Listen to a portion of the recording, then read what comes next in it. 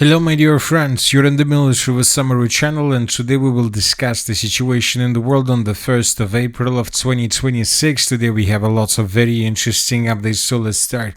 And first we're going to talk about Ukraine, because during the previous day we received lots of very interesting updates. First of all, and the most important, is that the Russians carried out probably the biggest attack with drones through the territory of Ukraine. The Minister of Defense of Ukraine were forced to publish two reports just within a day about the work of their air defense forces. For example, by the 8 a.m. of the 1st of April of 2026, the Ukrainians reported that the Russians overnight sent 339 drones, so that was a very big number. But right after the Ukrainians published this report, the Russians launched the second wave of attack, and according to the Minister of Defense of Ukraine, during the second wave of attack, the Russians used 361 drones, and all these drones were used by Russians probably between 11 p.m. of the 31st of March of 2026 and 6 p.m. of the 1st of April of 2026. So in total, during these two waves of attacks, the Russians launched 700 drones to attack the territory of Ukraine, and that attack was one of the biggest attacks since the beginning of the special military operation. And by the end of the 1st of April of 2026, pro-Ukrainian and pro-Russian sources published this picture where we can see the approximate routes of attacks. As you can see, the biggest number of lines took place in the southern, in the central, and in the southwestern and in the western parts of Ukraine. The cities like Lutsk, Khmelnytsky, Kryvyi Rog were under very heavy fire from the Russian side. We have already discussed the number of microwaves that the Russians launched during the day, during the previous 24 hours, but let's discuss once again in details. So once again, according to this picture, the biggest number, hundreds of drones, the Russians launched from the territories of Kherson region and Crimea in the direction of the western, the northwestern parts of Ukraine, and lots of explosions were recorded. First, the Ukrainians once again were trying to repel the Russian attack somewhere around the city of Kryvyi Rog, and during the day and during the evening and during the night we received lots of updates about explosions, about smoke rising over the city and over some places. So it seems that the Ukrainians were using the city of Kryvyi Rog as the first defense layer, as the first air defense layer, and the Ukrainians indeed were trying to stop the Russians, and probably they managed to destroy lots of drones, because according to different pictures and different articles, indeed, when the Russians managed to cross the city of Kryvyi Rog, the number of yellow points, yellow dots on the map reduced significantly. But despite the fact that the Ukrainians managed to destroy lots of Russian drones, the Russians continue attacking further deep inside of the territory of Ukraine. And as a result, and during the first wave of attack, the Russians were trying and were tasked to attack the city of Lutsk. And when the Russians answered the western parts of Ukraine, the Ukrainians launched, or the Ukrainians began the second air defense battle, but this time around the city of Khmelnytsky. So this is the second area where the Ukrainians were trying to destroy Russian drones and to bring as many as possible of them down. And during the night and during the day we received lots of videos of how Russian drones were falling in this area, how Russians were attacking probably positions of air defense forces of the armored forces of Ukraine in this region. And according to information we have, lots of explosions and lots of events took place exactly in this area. And according to different maps that were published during the previous day, indeed there was the situation when lots of drones were flying over the city of Khmelnytsky, probably seeking for the Ukrainian air defense position, trying to get them and to destroy. And during the first wave attack, the Russians managed to break through both the Kryvyi Rog air defense layer, the Khmelnytsky air defense layer, and after the Khmelnytsky air defense layer, the Russians continued their attacks in the direction of the city of Lutsk, and the biggest number of icons and videos were received exactly from this area. Here we can see the picture, here we can see the consequences of the first wave of attack. The Russians, as a result of attack, destroyed the post office, government of post office or something like this. As you can see, after the Russians attacked this territory, huge smoke rose over the city. As of the end of the 1st of April, we still don't know what exactly the Russians attacked, whether it was a fuel depot or a secret storage of missiles and arms that the Ukrainians were using for military purposes. We don't know, but obviously, and according to this video, according to the smoke, something big was destroyed. And right after this wave attack, when the Russians managed to break through the main air defense layers of the armed forces of Ukraine around Kryvyi Rog, around Khmelnytsky, and further around the city of Lutsk, the Russians realized that most likely, when talking about the western and the southwestern parts of Ukraine, most likely the Ukrainian air defense forces in this area were exhausted during the first wave attack. So that is why the Russians launched the second wave of attack, and once again the Russians used hundreds of drones. And between 8 a.m. and 6 p.m. of the 1st of April of 2026, we received lots of updates, lots of different pictures, lots of different maps that, as you can see, show us just one thing. The Russians were attacking with significant number of drones right exactly in the southwestern parts of Ukraine. Probably, and when talking about the territory of Ukraine, it seems, and probably this is the most protected territory of Ukraine. And telling the truth, since the beginning of the special military operation, the Russians didn't attack this territory almost never. And the most important thing, that the number of strikes in this part of Ukraine are numbered since the beginning of the special military operation, but the previous day was an exception. The Russians used hundreds of drones. It seems that the Russians were attacking objects of energy infrastructure, and the most important is that the Russians most likely were trying to destroy energy lines that the Ukrainians are trying to create, are trying to produce, and to connect to the state of Romania with the energy system of Ukraine, because we know that the Hungarians and Slovakians cut supply and support of Ukraine with electricity. The Ukrainians are trying to find a way how to stabilize the situation.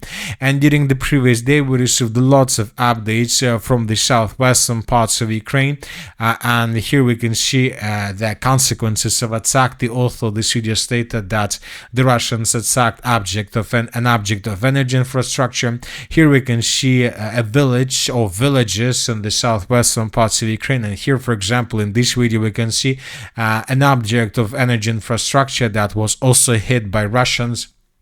Here we can see a picture, and according to this picture and according to author of this video, an object of a critical infrastructure or a critical infrastructure facility was hit in the Zakarpattia Oblast, the settlement of Perechin.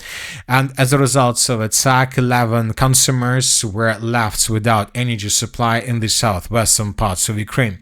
So that was the biggest attack carried out by Russians, and when this attack finished, Zelensky stated that obviously, and according to these attacks, obviously there would be no Easter ceasefire. Now let's discuss a few more important statements that were made by Zelensky. Zelensky announced that he would hold talks with the US and the NATO Secretary General tomorrow. The American side will include Witkoff, Kushner, and Republican Senator Lindsey Graham. It seems that Zelensky, and due to the fact that Lindsey Graham is going to join this conversation, it seems that Zelensky is going to ask for Tomahawk missiles, but most of them are located in the area of the Middle East. Another important statement made by Zelensky: if Putin declares general mobilization, he will attack Lithuania, Latvia, and Estonia. Zelensky said this directly at a press conference. In my opinion, if Russia is preparing for general mobilization, we need to be prepared for the fact that Ukraine alone won't be enough to mobilize it. I don't have all the information, but from our analysis, we understand that if Putin goes for general mobilization, it will increase pressure on our territory and create the the opportunity to open a parallel track during preparations. Another important statement: Moscow has given Kyiv 2 months to withdraw the armored force of Ukraine from Donbas, otherwise the terms of the peace treaty will change. This is another statement that was made by Zelensky right before the Russians carried out this massive attack. But as for this ultimatum that was issued by Russians, according to Zelensky, today the Russians clarified important details about this ultimatum. The Russians emphasized that Zelensky needs to make a decision today on withdrawing the Ukrainian armored forces from Donbas, not in 2 months, not in the end of June, not in the end of June. The Zelensky should make this decision, according to the Russians. He must make this decision today, because the Russians are saying if Zelensky makes this decision today, it will make him 1 or 2 months to implement this decision physically on the territory of the Donbas. So it is not an easy job to withdraw the territory of Donbas with the military forces on the territory of this region, and so it's a quite complicated process, and we need to understand that there are a lot of brigades, lots of forces, units on the territory of Donbas that most likely would reject this decision of Zelensky if he makes such a decision. So that's why the Russians are saying that if you want to finish the war in 2 months, you must make a decision right now, today.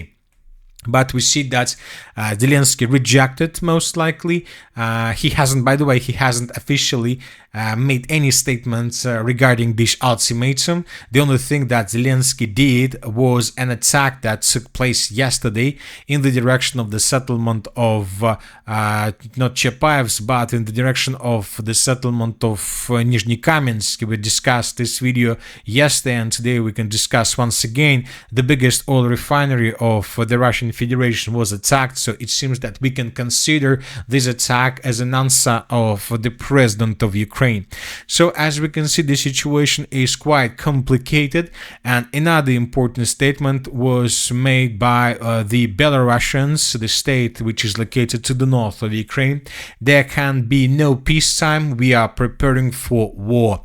That was stated by the president of Belarus. Very difficult to understand what kind of war the president of Belarus was talking about, but obviously this war most likely concerns either the Ukrainians or the Baltic states when talking about Zelensky's statements on this matter and on the matter of the general mobilization.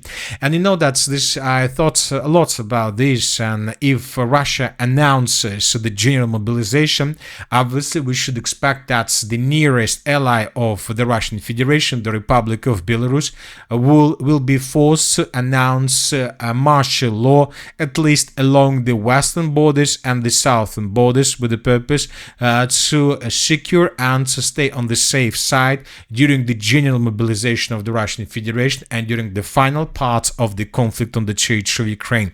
So it's probably, we won't see the mobilization of the territory of Belarus, but martial law could be announced at the same time with the general mobilization of Russia, if it ever happens.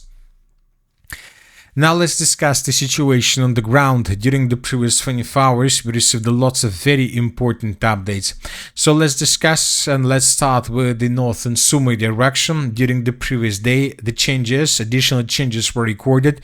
The Russians began advancing along MO2 road in the direction of the settlement of Bachevsk. This information about additional progress on the ground was confirmed by pro-Russian sources and neutral mappers. The Sumy direction. During the previous 24 hours, the Russians improved their positions between the villages of Kondratyevka and Malokarchakovka. The Russians are keeping advancing on the territory of Kondratyevka, and currently they control up to 50% of the settlement. As for Malokarchakovka, the Russians are keeping advancing further in the southern direction with the purpose to enter this huge and this biggest Sumy forest, with the purpose to concentrate and to collect a critical mass. As for the eastern direction, the Russians answered the settlement of Miropolye several days ago, according to pro-Russian sources. Today, the same information was confirmed by neutral mappers. The southeastern direction of the city of Sumy, the Russians improved their positions to the south of the village of Ryasne. As for these updates, this information today was confirmed by pro-Russian sources. Now let's talk about the Kharkiv direction. We have already discussed this situation during the previous video, but by this video we have adjusted the map. Today, pro-Russian sources, the Minister of Defense of the Russian Federation and the Group of Forces North and different pro-Russian mappers stated that as a result of clashes, the Russians established complete control over the settlement by the name of Verkhnya Pisarevka. Based on this report that was published mainly by pro-Russian sources, we have adjusted the map. So this is a very important progress on the ground. The Russians blocked the settlement of Rubizhne. The Ukrainians lost possibilities to supply and support their contingent in the area of Belye Kolodets from the area of Rubizhne. At least they have less ways and roads to do this. Now, most likely, the Russians will continue offensive operation, this time in the southeastern direction, with the purpose to attack the settlements of Losevka, Sosnowy Bor, Shesteryavka, and then the Russians will keep advancing further in the eastern direction with the purpose to attack the settlement of Belye Kolodets from behind. And with the fall of the settlement of Belye Kolodets, the entire northeastern parts of the Kharkiv region will collapse. Furthermore, the Russians answered this biggest forest between the settlements of Volchansk in the northeastern part of the Kharkiv region. These are the changes on the ground according to different sources. So this is a very important forest, the biggest one. This forest is concentrated with the Ukrainian forces. It will take time, before the Russians are able to secure this territory. And the Russians advanced on the Veliki Burluk direction. These are the changes on the ground. So obviously, and when summarizing all these changes and all these updates along the area of responsibilities of the Group of Forces North, from the most northern parts of the city of Sumy towards the most northeastern parts of the Kharkiv region, we can say that the Group of Forces North launched a major offensive operation after the Group of Forces North finished the regrouping after the end of the battle for the city of Sudzha. So I would like to remind you that the battle for the city of Sudzha ended the last year in March of 2025. After the end of the battle for the city of Sudzha, the Russians of the Group of Forces North carried out two limited operations: the limited offensive operation in the area of the city of Sumy and the limited offensive operation of Russians in the area of the city of Volchansk. It seems that now the Group of Forces North finished the regrouping, and now it seems they will continue their offensive operation in this area in full scale. Now let's move further and let's discuss the situation in the Barova direction. We haven't been talking about this area a lot for the previous weeks, months, years, probably even, but today we received a very important statement made by the Minister of Defense of the Russian Federation.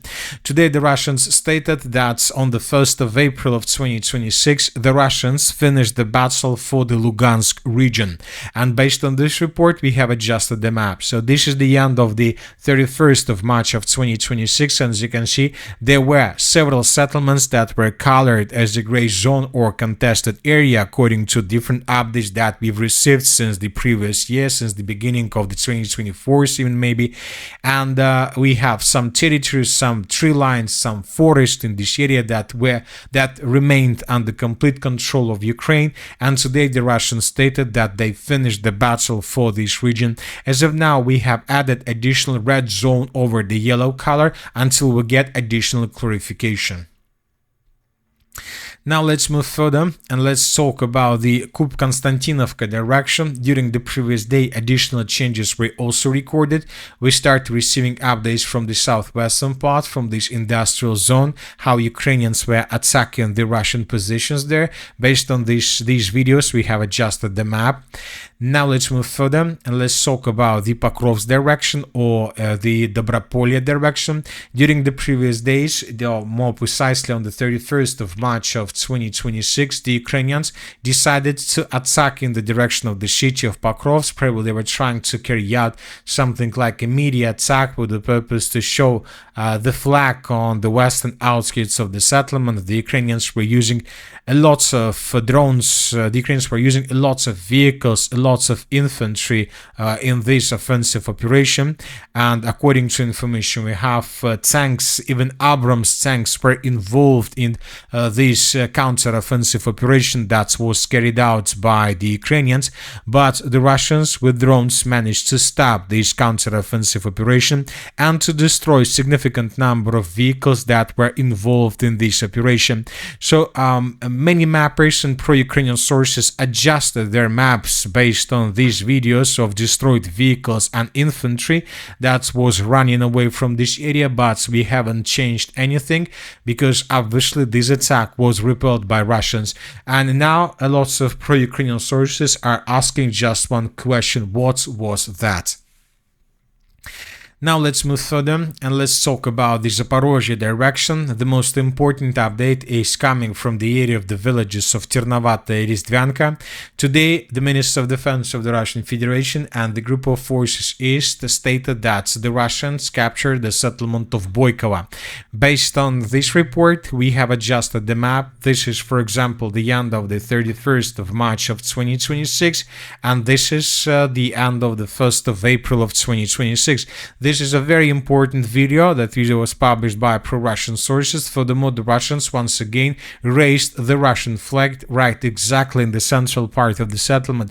This is a very important video because I would like to remind you that pro-Ukrainian sources since the beginning of January of 2026 have colored lots of territories to the south of the settlements of Pokrovsk, Velika Mikhailovka in Ukrainian favor, showing us that the Ukrainians were advancing and improving their position significantly, that all these territories were captured, and the most important thing that despite all these statements, the Ukrainians still haven't published us even a single video from these villages that they indeed managed to recapture them. And today pro-Russian sources published a video about additional progress on the ground, and it seems that there is no Ukraine counter-offensive operation at all. Anyway, we're waiting for additional updates, but the situation is quite complicated for the Ukrainians. The Russians are keeping advancing further in the western direction, and it seems that soon we will receive more updates from the villages of Verkhnya Tertsa, Vozdvizhevka and Ristvyanka, and if these villages are colored as the territories under complete control of the Russian Federation, then it seems nothing will be able to stop the Russians to keep advancing further in the direction of the city of Zaporozhye and the city of Orekhov. The Russians most likely are planning within the next 2 months to improve their positions significantly, at least in the Zaporozhye direction, and I have a feeling that the Russians are planning to improve their positions significantly in the Kharkiv direction also within the next 2 months. And then the Russians, as it was stated by Zelensky, will change their demands. I'm not sure whether the Russians are planning to improve their position significantly within the next 2 months in the Donbas region. Of course, they will do their best, but it seems that the Kharkiv direction, at least the southeastern Kharkiv direction and the Zaporozhye direction, will see lots of changes, and the Russians will try to get strong cards, and then they will change their demands. We have covered most of the updates regarding the conflict on the territory of Ukraine. Now let's discuss the situation in the Middle East, and first we're going to talk about prices. During the previous 24 hours, the President of the United States of America made lots of statements just with one purpose: to stabilize the oil market. Donald Trump promised that he would remove the forces of the United States of America within 2 or 3 weeks, and of course these statements made something to stabilize the situation with oil market.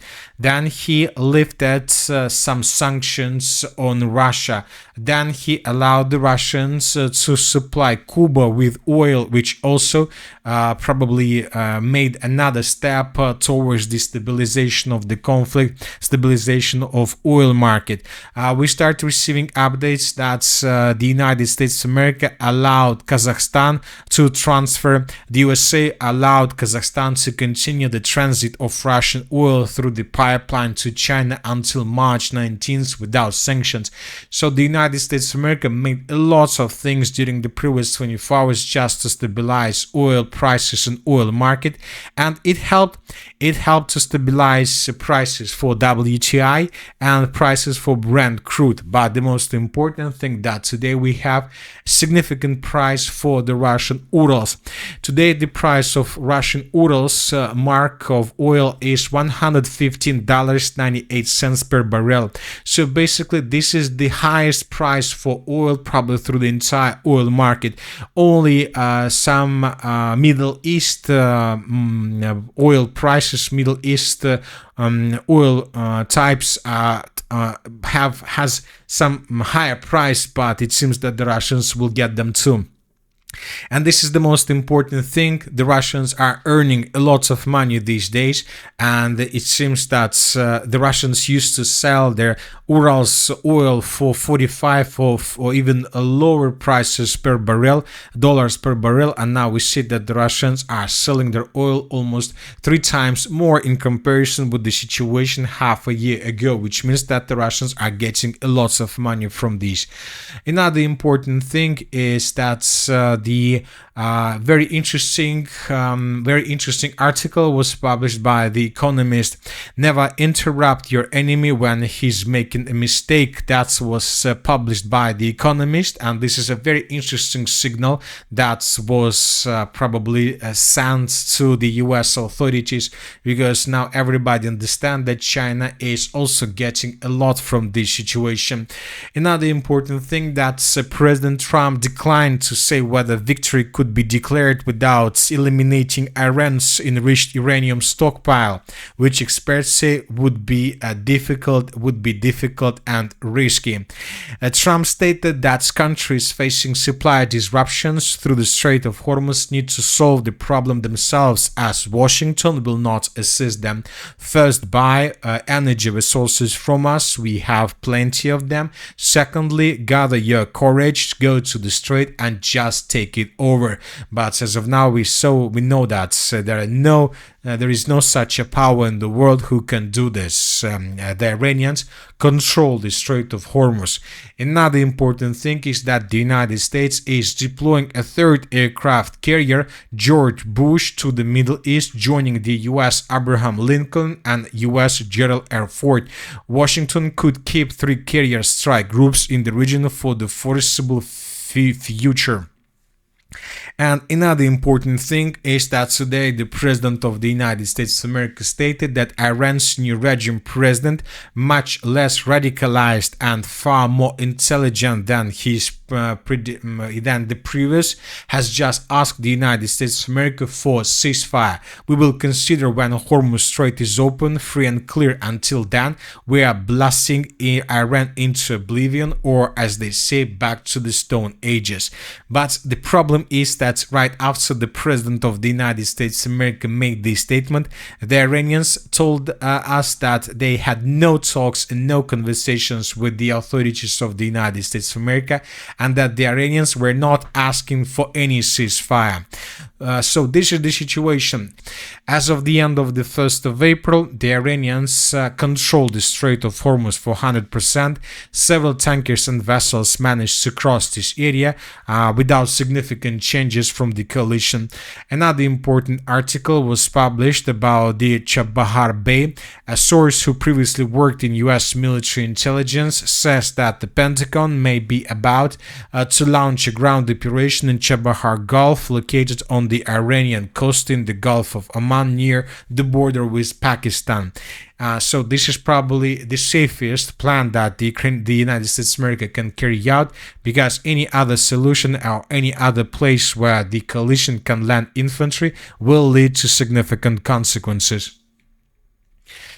The Iranians continued attacking the states of the Persian Gulf, and today we received lots of videos and updates from the state of Bahrain. The Iranians attacked the Betelco headquarters in Hamala, the country's largest telecommunications company.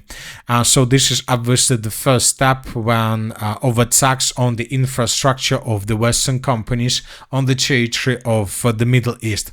Another important thing is that the United Arab Emirates is preparing to help the US and other allies open the Strait of Hormuz by force. Arab officials said a move that would make it the first Persian Gulf country to become a combatant after being hit by Iranian attacks. So telling the truth, the United Arab Emirates doesn't have any other option. Either they will unblock the Strait of Hormuz with help of the United States of America, or they would be also moved to a Stone Age. And that's it for today. The Military Summary channel reminds to we condemn any violence in the world. Thank you for watching. Subscribe to my channel, put your likes, join my Patreon, and have a good day. Bye bye.